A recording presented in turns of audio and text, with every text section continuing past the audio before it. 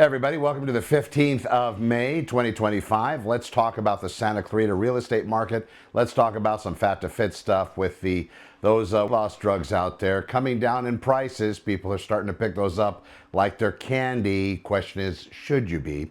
And then of course artificial intelligence. It's already got all of our data it's been trained on. Let's make up its own stuff. So we'll see where that gets us in the future. So I'm going to talk about my trichotomist real estate show with combined with the weight loss and of course artificial intelligence updates. So let's talk about the local market where I'm headquartered, where my business is definitely centered around. Right now we have 720 active units on the market for sale. We do have a 3.1 increase in real estate listing prices, or actually sold prices, the actual value in the market from the same time last year.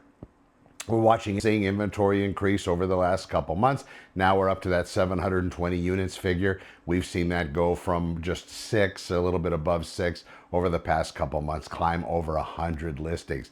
That is causing the market with a little bit longer days on market, 35 to 40, depending on the city. And you can see that we do have quite a considerable amount of price reductions in this local market where sellers are reevaluating their listing price to get more activity on the property. Now, some of the sellers out there think that if they price their property too high, it's never going to be seen by buyers. That's not the case. It's just going to depend on where that buyer's search realm happens to be. If the buyer is set with just basically an open-ended search, or if buyers are doing it themselves, that's going to be totally different than when me as an agent sets up a search for my buyers. If they're qualified at 620, and we've talked about that number and we've looked at it and we believe that 620 might be too expensive, especially when you combine Mello-Roos and assessments, I'm going to be adjusting that top number. It's not going to be 620, it might be 580 or 550. It's going to depend, and a good real estate agent does that for their clients. They will put that top level search so they don't see stuff and start hanging those mental curtains and then see things that they can't afford, and with different hopes. Now, if a good agent is doing this due diligence and research, they're going to know what properties are priced at, where their value should be. And if they see listings out there that can have an offer at less than that listing price, then they will introduce that to their buyers, so sellers don't have to be concerned about overpricing. It's just really about that listing being seen out there on the market. So do yourselves a favor, make sure you're working with a professional in the real estate world and vetting those properties. Finally, a big buyer tip and seller tip: see where your insurance is. See if you're able to continue insurance coverage as a seller with your same company. If not, make sure you might have for the buyers. Buyers, do your due diligence as insurance. California's a funny place. Check that first.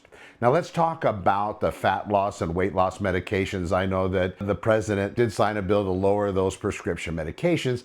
That's going to include those weight loss injectables that people are using, the GLP-1 agonists, and it's something to pay attention to if you're trying to torch off body weight. Just point of reference, if you haven't seen my show or my YouTube channel, Home Muscle, you will figure out that I did drop 135 pounds of body fat. I did that in about 7.5 months. I waited until I got in my 50s to do it. To do it earlier, of course. I did, of course, try thousands of times, probably tens of thousands of times, different diets. I know that there wasn't a week that I was trying something and none of them ever seemed to work, until finally I started crawling down the rabbit hole on fasting. And yes, that is starvation. That's something where you don't eat for a particular period of time. And I do know that it changed the entire dynamic, where I had a 65-inch waist.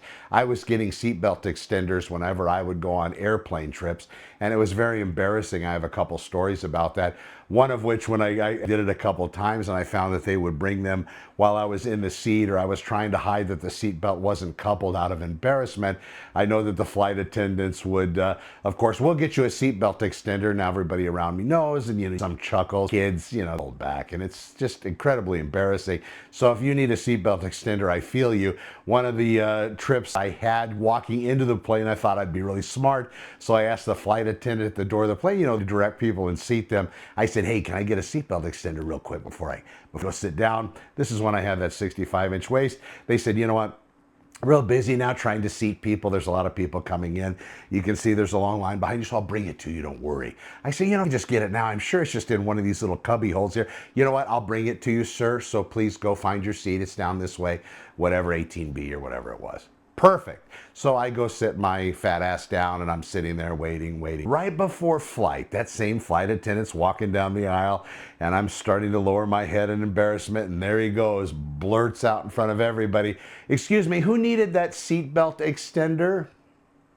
And I raised my hand and he brought it to me. And you know what? You can hear the people snicker. It's so difficult. I wish I would have done it earlier. I couldn't understand fasting. I didn't realize that when I was reducing my caloric intake, doing a caloric restricted diet, my metabolism was coming down rather fast, and then my entire body was being thrown out of whack. Do your research. See what that's about. If you have a doctor, well, you need a doctor. Make sure you ask your doctor if fasting is for you, especially if you're taking some kind of medicines. It's willpower, folks. You can do this. You just got to find that right thing for you, the one that fits.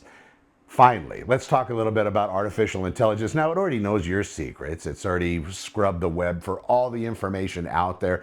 And you might not think it's a big deal. In fact, some of the platforms you're watching, if they're telling you that artificial intelligence isn't something that's a very big deal, nothing to worry about as far as jobs and society and the future of humankind, then you want to see what platform they're playing from. In some cases, they have a mega business and they don't want to scare people off. They don't want their current employees, which could be in the thousands or tens of thousands, to realize they're about to be X'd. So see where they're coming from when they're talking about artificial intelligence. Now, about the bias and the data. If you have kids, or if you're yourself or in your 50s or 60s, I get it, kids versus us, they're more neuroplastic. They can modify, see things, learn things a lot easier. Languages are easier for them to pick up.